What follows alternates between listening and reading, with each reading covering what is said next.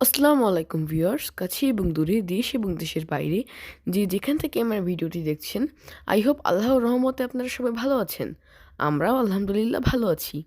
এই বছরের প্রথম তালের শ্বাস খেলাম। তালের পিঠা খেয়ে তালের আটিগুলো জমা করে রেখেছিল মামুনি। ও আটিগুলোর ভিতরে ফোফল হয়েছে। আমার কিন্তু এই জিনিসটা খেতে খুবই ভালো লাগে।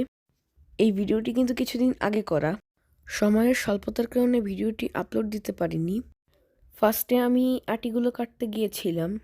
তো আমি ব্যর্থ হয়েছি। আমার ভয় লাগছিল যে আমার হাত কেটে যায় নাকি। তারপর তালহা চেষ্টা করলো কাটার জন্য। ও কিন্তু কাটতে পারেনি। আর দেখুন আমি কিভাবে কাটতে যাচ্ছি। তো ফাইনালি মামুনি কেটে দিয়েছিল অফ ক্যামেরায়, আমি খেয়েছি। তো এই যে দেখতে পাচ্ছেন, এটা হচ্ছে পরের দিনের ভিডিও। আমাদের 4টি হাঁস আছে। আমাদের বাড়িটি অনেক বড় এবং চারিপাশ ঘেরা, এবং বাড়ির ভিতর কোনো পুকুর নেই, যার কারণে হাঁসগুলো গোসল দিতে পারে না। তাই আমি বুদ্ধি করেছি, এখানে আমি একটি মাটির গর্ত করে একটি মাটির চারি পুঁতে দিব এবং ওটার ভিতর পানি দিয়ে দিব, তাহলে হাঁসগুলি সুন্দরভাবে গোসল করতে পারবে। তো আমি তালহাকে বলেছিলাম, চল আমরা দুজনে মিলে কাজটি করি। তো আমাদেরকে কাজ করতে দেখে মামুনি এসে ভিডিও করছিল। প্রথমে আমি মামুনিকে একটু রাগ করছিলাম, তারপরে আমি মামুনিকে বললাম, ঠিক আছে তুমি ভিডিও করো, কোনো সমস্যা নেই। তো যেহেতু কিছুদিন আগের ভিডিও, গর্ত করার সঙ্গে সঙ্গে কিন্তু নিচ দিয়ে পানি চলে এসেছে, কারণ আমাদের বাসায় বর্ষার পানি বেঁধে থাকে। পানি নিষ্কাশনের কোনো জায়গা নেই। তো সাইডে আমি আরও একটি গর্ত করেছিলাম কিছুদিন আগে, ওইটাও একটু বড় করে দিলাম। এই গর্তের ভিতরে অনেক সরকাদা ছিল, ওটাই আমি পরিষ্কার করে গর্তটি বড় করে দিচ্ছিলাম। তো গর্ত 2টি কমপ্লিট হয়ে গিয়েছে। তো আমি আশামণিকে বলছিলাম, যা মোটর ছেড়ে পাইপ নিয়ে আয়, এইখানে পানি দিয়ে দিই, যাতে হাঁসগুলো সুন্দরভাবে গোসল দিতে পারে। তো সবাই বলেন তো আমার বুদ্ধিটি কেমন হয়েছে।